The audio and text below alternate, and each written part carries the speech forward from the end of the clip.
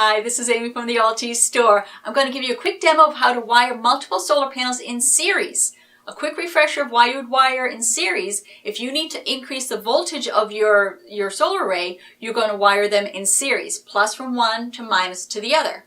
So for instance, if I'm trying to wire a system to charge a 24-volt battery bank, I would take two solar panels, I would wire the plus from one to the minus of the other, and then across the available wires, I would then have 24 volts. Same if I'm trying to charge a 48-volt battery bank. I would take four 12-volt panels or two 24-volt panels, wire them in series, and I get 48 volts.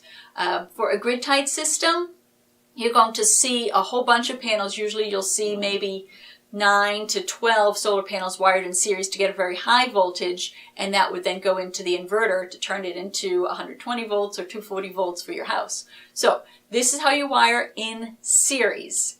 Now keep in mind, when you wire in series, it increases the volts, but it does not increase the amps. So if I've got two panels that put out 5 amps each, if I wire them in series, I'm going to have 24 volts, 5 amps out. If I were to wire them in parallel, pluses together and minuses together, then I would have 12 volts, 10 amps.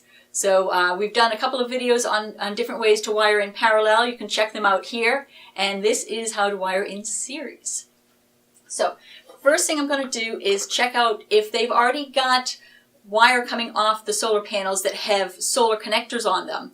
I've got some older panels here that have got the non-locking MC connectors. So you can see they'll just plug into each other without needing any kind of tool to disconnect them.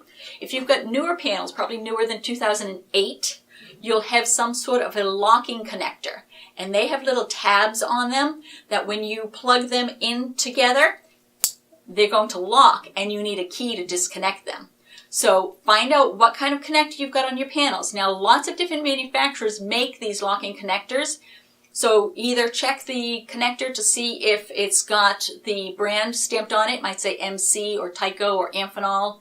Or check the data sheet for that particular solar panel model, because it might actually tell you exactly what type of connector it's got on it. So that's going to come into play in a moment. Now, what I'm going to be doing here is I'm going to take my two solar panels, and I've got my MC connectors on them. I'm going to take the plus from my first panel and the minus from my second panel, and I'm going to plug them together.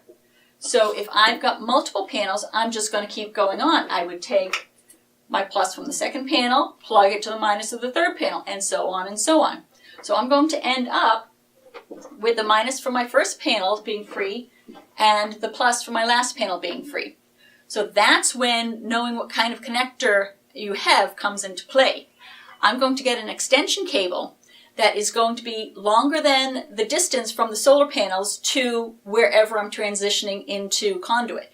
National Electric Code says if you leave the area of the solar panels, you need to be in conduit. So in this example, I'm going to be using a Midnight PV3 combiner box. You may be using a pass-through box or just some sort of an adapter to get into the conduit. So for this example, we'll be using a combiner box. Now I'm going to take my extension cable that's got the kind of connectors that I have on here. I'm going to cut it into two. Now note I didn't say cut it in half, because I'm going from my first panel in my string and from my last panel in my string. So that's not going to be the same distance. So you need to figure out the distances that you're going to be cutting these cables. It's easier to cut than stretch, so make sure you get it right. So I'm going to go into my combiner box. I'm going to open it up, take off the cover to make it easier to work on. And you see I've got my protective faceplate. I'm going to take that off as well. Now I've got a breaker in here. Depending on your system, you may have a fuse. Keep in mind that a fuse in a fuse holder, you do not want to turn it off if it's connected and there's sun on the panel. You don't want to you don't want to turn off a fuse under load. A breaker is designed that you can, but you cannot do that to a fuse. So I've got my breaker turned off. If I had a fuse in here, I would have the fuse disconnected right now. I'm going to take my wire that I've cut and I've labeled with either paint or with outdoor rated electrical tape. white for negative, because this is a grounded system. A negative grounded system is going to be white, and red for my plus. I'm going to go in through a strain relief. This is a nice watertight connector that will let me get in there without letting water in. I'm going to take my plus and my minus. My plus is going to go into the bottom of the breaker or fuse. I'm going to tighten that up nice and tight.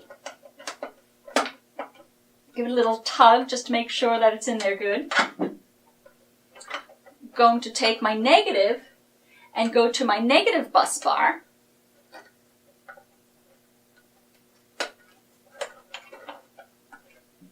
Tighten that up nicely.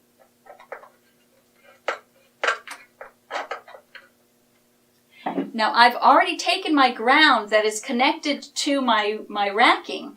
So I've got my ground wire going from the rack, and I've got my grounding mid clamps from Iron Ridge, and those are bonding the frame of the solar panels to the rack. I've got my ground coming from the rail going into the combiner box, going to my grounding bus bar.